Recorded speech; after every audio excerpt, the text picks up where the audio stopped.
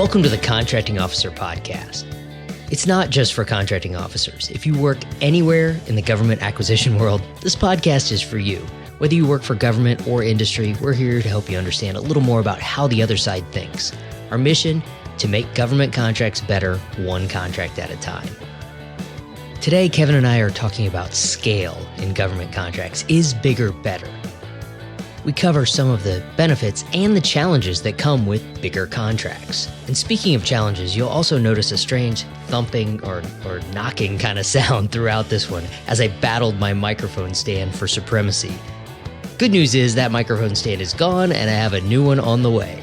All right, let's get this episode going. Today we're talking about why bigger is better. Or maybe it's not. I was listening to a Masters of Scale podcast. It's hosted by Reid Hoffman, one of the founders of LinkedIn.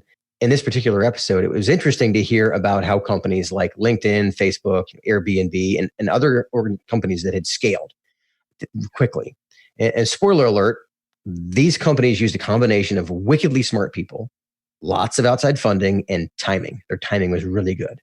But as far as how they scaled well, that's off topic. One of the big takeaways was that they focused on what worked at the micro level, such as talking to customers one at a time. Even these companies that were scaling quickly, they focused on the micro level, then doing the things that worked manually until they were painful, then scaling. So they didn't just scale. We heard of them because they scaled overnight, but realistically, they were doing things manually until it was painful. And that's something I get as an entrepreneur. However, I did not get that when I was a contracting officer. As a contracting officer, I tended to scale my contracts quickly. I scaled my task orders. I increased the number of acronyms, the CLINs, and all that stuff under the idea that if it worked at the small level, it must work at the scale. Of course. So sometimes I got it right and got a gold star. Sometimes I got it really wrong and ended up doing it twice. Before we talk any more about all the things that you did wrong, let's stop and say thanks. I want to say thanks this week to Julia Walker. Julia is the business development manager at Ceiling Technologies. They're a cybersecurity and research firm in Columbia, Maryland. I want to thank Julia for liking our podcast episodes on LinkedIn and also for jumping into the Contracting Officer Podcast group on LinkedIn. The best way for people to find our podcast is for people like Julia to like it and share it, especially on LinkedIn. Thanks, Julia. All right, let's get back to the difference between bigger, more, and scaling. What are we talking about? What do we mean by making things bigger? Give me some examples, Kevin. I'll give you 3 examples of scale. And like most things, these are all good things when they're used well. Number 1 is the IDIQ contracts. These are very effective, but they can hit a maximum scale where they're just so big that they start to be more work than they are effective. A second example would be a broad statement of work or a performance work statement where everything is included under the statement of work. These are great until they cover everything that could need to be done, but not very specifically or vaguely. I had a large contract once where it was so broad that we ended up getting 300 companies that wanted to bid on it, where we thought there was probably only about 10 companies. But it's because they didn't clearly understand the nuance of every one of the tasks under it. So we covered everything, but we didn't cover it with enough specificity, and it still was like a 100-page RFP. Right, it would have been a 1,000-page RFP if you would have gotten into the specifics that you needed to, which means that you would have had to give that many more pages for proposals to respond to all those specifics, which means it would have taken 2 years to evaluate it all, and by the time you awarded it, it wouldn't have mattered. Yeah, that's so too close to reality. Sorry there. A third example can be something like an umbrella contract where one integrator manages everything. So the government decides that they don't want to do a whole bunch of little contracts and then make everything work together themselves. They hire one contractor to do the whole job, knowing that contractor is going to have to subcontract out large pieces of the work and then make it all work together. Right. And the larger that contract, that's a great strategy, but the larger that contract gets, the more complicated it is for both sides. And so then you end up with if the umbrella is the size of an entire agency, that's a big contract with a lot of moving parts under one umbrella. I feel like those umbrellas have been pretty cyclical in my career, where we had a really big contract that the government tried to integrate, and the government wasn't very good at being the integrator. So all those little parts never really worked together. So next time we're going to hire a big prime contractor to be the integrator. And then we find out that we lose control and insight, and we aren't real happy with how they do it, even though they're probably better at integrating. So that didn't work. Back to the government being the integrator. Yeah, there's a little bit of learn by doing everywhere. It's important to talk about whether scale is better, whether bigger is better. And particularly by what standard? What's the definition of better? Yeah. Is it better for the government? Well, maybe. I mean, the theory is you have fewer contracts. You have somebody else integrating all the work, right? It's more streamlined. It's more, the term consolidated. You have one big button to hit to get a series of services or products. So it sounds like it might be better, but maybe not. For industry, bigger could be better too. IDIQs, the indefinite delivery, indefinite quantity contracts, can be a great place to grow your business. Because once you have that contract, you can drive all kinds of other work to that contract. The government has an easier place to award to you or to anybody because they don't have to do a huge competition for it. If it's within scope, they can award it to you under your contract. It also could give small companies a chance to bid on a contract with a huge, broad scope, even if they can only do some of the work now. Some of these giant IDIQs require the prime contractor to be able to do all the work themselves or to have a team that could do all the work themselves. I've seen other RFPs where you can bid on just a portion of the work. For small companies, that's a great opportunity to get their foot in the door, learn how to do other parts of the work, or hire subs to do parts of the work they can't do and learn from them. And over time, expand the breadth of work that your company can do. The downside of industry focusing on these larger contracts is sometimes you could swing above your weight class and you create a resource hog that takes a lot of care and feeding to keep this large contract afloat, and it ends up being a distraction, and it may not generate very much revenue relative to the amount of effort it takes to just keep it going. We'll talk a little bit more about that later. Why does scale matter for your agency? Well, it's important if you're going to have the experience and manpower, make sure you have the experience and manpower to manage a big, complex contract or multiple ones. It takes a lot of expertise. I mean, this stuff's not easy. It's not a one-person job. Exactly. You also have to think about how much time do you have before you need to get this thing awarded. If you go big and want to award a big contract, it takes a long time to get the contract award. We're talking years in some cases. It becomes so big that every contractor in industry wants to play because they're afraid they'll be completely left out of work with your agency for 5 years if they don't win, if they're not a part of it. So you have to think up front. That is manpower intensive. All those people are going to get pulled off of whatever other jobs they're doing to work on this acquisition for how long before you get to award? Let's look at this from your company's perspective. Is that slot on the IDIQ or getting a blanket purchase agreement for a huge contract the only way to support your target customers? If it is, it's important to figure out how to be a part of it. If it isn't, maybe you don't want to be a part of this giant thing. Or maybe it used to be how they awarded all of their work. I was talking to a company last week, and they have 2 of these large IDIQ contracts worth $100 million each, but they've only gotten $1 million in revenue from each of them. So when the government agency put those in place, they expected to spend $100 million. Not so much. Now they shifted to something else, and your company went to all this work to win it, and it's sort of an empty vessel. Right.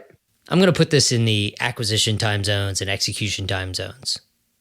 What we're talking about with this scaling stuff and is bigger better is in the requirement zone and the market research zone when you're on the acquisition time zone side of the equation. Before contract award, when you're looking at the requirements and you're building the RFP and pulsing industry for information in the market research zone, that's when you are making decisions about how big should it be.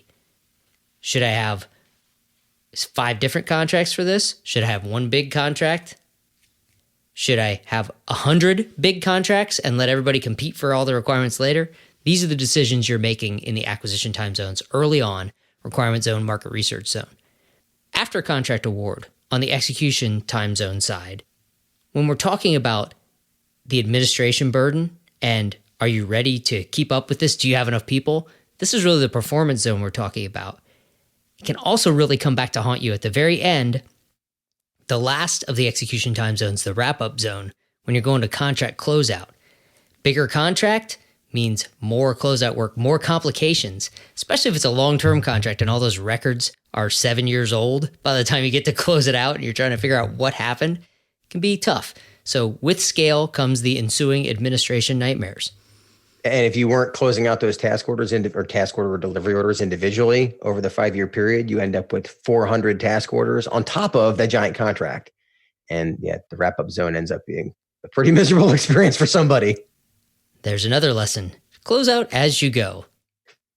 Doesn't always happen. Easier said than done. Rabbit hole for another podcast. Let's get back to why the government should care about scale.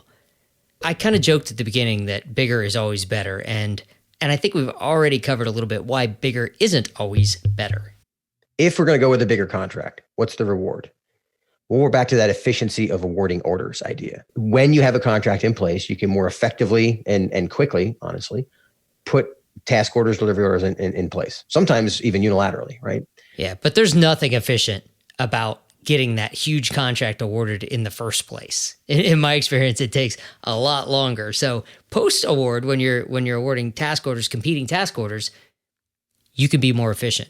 But the upfront part to get those massive IDIQs awarded can really bum you out. And sometimes the juice isn't worth the squeeze, because if you have a lot of companies that hold those multiple award contracts, you have to compete every one of them, right? And that could take a while. So it took you a long time to get the thing in place, and it may take you longer than you think. But that's the theory, is that it's more efficient. It's also more efficient from the perspective of you would have a go-to resource. If you have 3 companies that have the multiple award contract for a service or a product, you know where to get that product. You have a go-to. That's the reason. That's the reward for doing these scaled contracts. You don't have to start right back with the requirement zone and the market research zone and figure out who can do this, because you already have them on hand.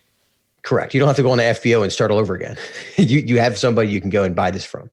Another reward to a scaled contract could be the ability to award quickly at the end of the fiscal year, because we have money to put on contract. We have a contract in place.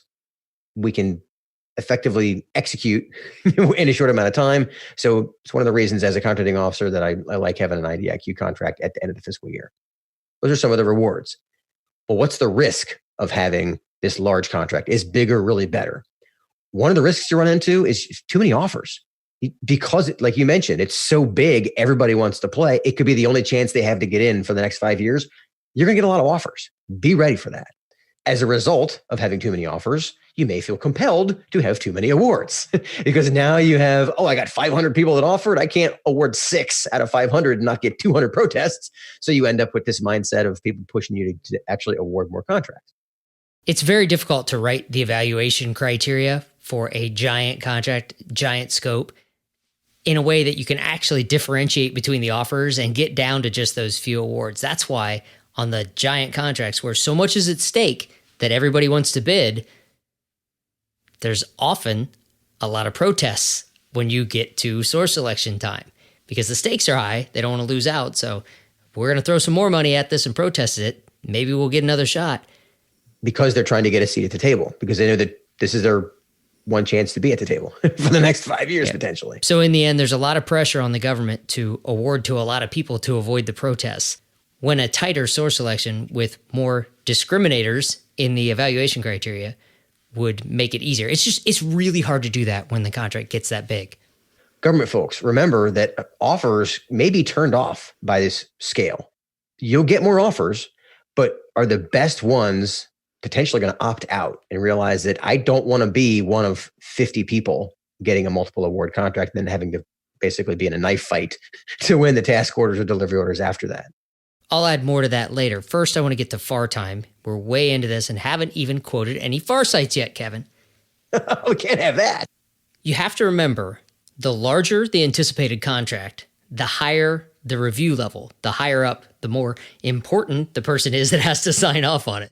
Someone with more authority. Sometimes it's worth it. Sometimes it's just a requirement. And it's important to remember that also adds to the timeline and the complexity of getting your acquisition off the ground and actually getting some work done. To illustrate how these approval levels stack up, we actually dip down a level. This is not exactly FAR time, it's more DFARS time. There's an example in every agency's regulations. We chose DFARS here. 237.170-2 approval requirements says, in subparagraph A, acquisition of services through a contract or task order that is not performance-based. For acquisitions at or below $93 million, obtain the approval of the official designated by the department or agency. For acquisitions exceeding $93 million, obtain the approval of the senior procurement executive. So $93 million isn't a whole lot in government terms if you're talking about a agency-wide contract or a very large contract.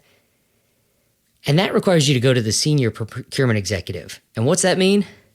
Well, that's somebody at the top of the chain. They have a lot of staff that you have to swim your way through to get to them. It's a lot of briefings. It's a lot of mother may I's. And I would suspect that you may see a lot of $92 million IDIQs because they want to avoid that step. For that kind of work, yeah. And don't get stuck on $93 million or who has to approve what. This is different in every agency, different for different kinds of requirements. This one is strictly services that are not performance-based. The point is that bigger contract means more work to get it off the ground. I picked this one because it was a random number. Not 100 million, 93 million. We love round numbers. You have to wonder where we got to 93 on that one. It's always a mystery if you're on the industry side. Government folks may assume all things are better at scale. I mean, I did as a contracting officer. You did say that you tried a couple times and had to repeat the process because you didn't quite get the scale right for the acquisition at hand. And making a contract bigger is not always going to be better, right? What's the reward for industry of having these larger contracts? It could cut down on the number of competitors. If it's done properly, only a few companies can compete for a contract at that scale, so you might not have as many people to compete against. What that creates, and this is the perverse twist in it all, is it creates a fight amongst the prime contractors for teaming partners. Which means if you don't sign up the best teaming partners early in the process, like way before the RFP comes out, you may have already lost the competition. Because when it comes to proposal time, your competitor has all of the best teammates that the government wants. And this happened way before you even put pen to paper or finger to keyboard to write your proposal. Finger to keyboard. I just gave a reward and a negative there. Well, they're two sides of the same coin. It can also be faster to award orders to you. We're back to you're the go-to. As from the industry perspective, if you have that IDIQ and that's how the agency buys, you're the go-to, especially at the end of the fiscal year. So those are the same benefits that the government had. It can be a very efficient way to do business. The downside that comes with it is that's after initial award. Like we talked about in FAR time, or DFARS time, the review process to get to these large awards takes a lot longer. The proposals take longer to write. The evaluations take longer. And there's protests. There's a whole lot of stuff that has to happen to get to the point that now it's faster to award orders to you. Yeah, well said. We've kind of been going back and forth between the upsides and the downsides. Tell me more downsides. Fewer competitors on these IDIQs means you have more focused competition. In theory, that sounds nice because you know who your competitors are. Thing is, all of those companies are well qualified. They're all talking to the agency. Just because you have fewer competitors doesn't mean the competition isn't going to be fierce because you all know what you're trying to win. Right. Sometimes you think, wow, the government got 30 proposals for this, but only 3 companies really know what they're doing. So there's only 3 real competitors. If we're talking a big contract, then people are very focused and invest a lot of money in getting the proposal right. So more focused is even maybe soft selling how fierce the competition can be.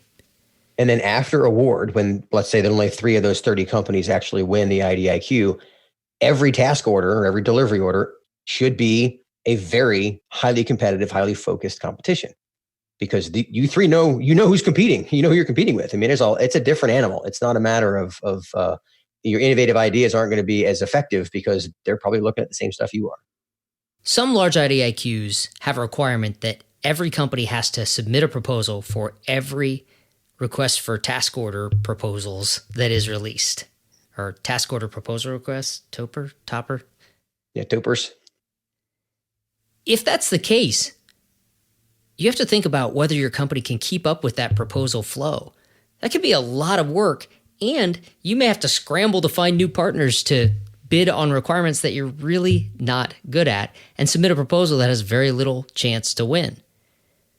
Also remember that the initial contract award, a big contract means a big proposal is going to be required in order to win, which means a big budget is going to be required for that big proposal, and you're going to exceed that budget because if it's a big contract competition, there are going to be acquisition delays. It's inevitable. There's always delays. So you end up spending more than you think, even when it's already a huge number.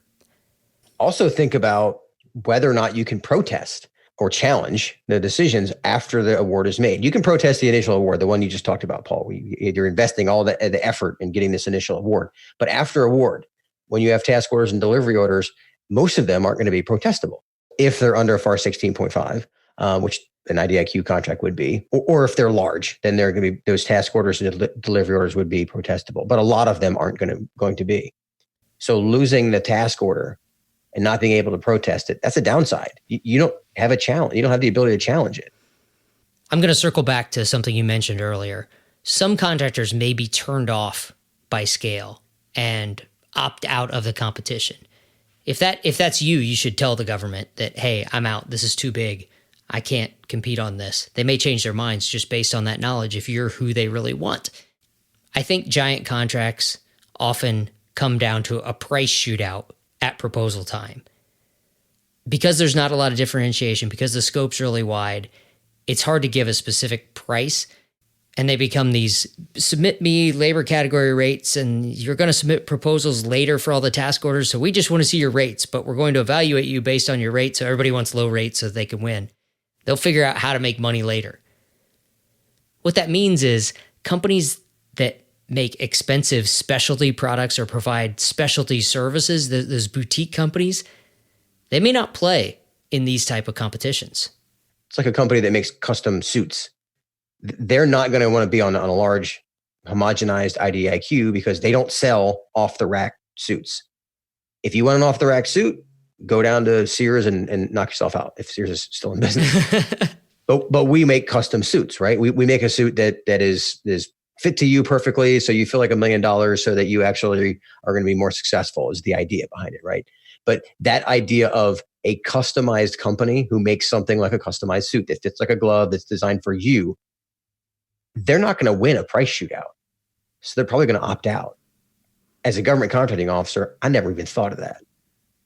As someone that worked for a specialty kind of expensive boutique company, we had to stay away from competitions that were going to be a price shootout because we knew that we wouldn't win. If we hadn't already convinced the government that technical excellence and the end solution was the most important award criteria, we had to stay out of it. We weren't going to win based on price. All right, Kevin, let's wrap this one up with the thought of bigger isn't always better. Sometimes it's just more work, which is the opposite of what the intention usually is by going bigger. Yeah, the theory is that scale is better. Well, sometimes scale is just more work if it doesn't apply perfectly. On the government side, the government needs to get stuff done, right? So scale is a go-to. I mean, there are large contracts all over the GovCon environment. But consider your options. I mean, how do we know if bigger is really going to be better? Are we just assuming that it's going to be better? I assume that a couple of times, actually 2 times in particular, I awarded a large multiple award contract. And in the end, there was really only one company that, in one example, won all the delivery orders. Looking back, I probably could have done a little bit more market research and figured out maybe I just compete this whole thing and they're going to win it anyway because they were so much better than everybody else. Industry folks definitely need to be looking at the size of the contract. It's more than just, is this in your weight class or out of your weight class? It can be about opportunity cost. Winning one of these large IDIQs or just a large contract overall can be a lot of administrative work just to maintain it. Some contracts require labor rate updates, wage adjustments. There's more reporting, small business reporting, things like that. You have to be careful, not just in the proposal, making sure that you don't underestimate. Make sure you get all those costs in your proposal or recognize that all those are coming along. But you have to think about the opportunity cost. If all your people are focused on doing this, what aren't you going to be able to bid on in the rest of the government world? And before we scale this episode even more, let's wrap it up. All right, then. I'll talk to you later, Kevin. See you, Paul. Okay, that's it for today. If you enjoyed this podcast, we invite you to check out the Skyway community at skywaymember.com. The Skyway community is the essential resource for anyone at any stage of starting, growing, and running a business with government contracts. We speak GovCon. Whether you're brand new to GovCon, just got your first contract, or you're already a successful government contractor, being a Skyway community member gives you the edge. With our extensive tools and training, exclusive member discounts on consulting support, and a supportive and active community of peers to help you along the way, the Skyway community is the perfect place for anyone who's serious about winning new business.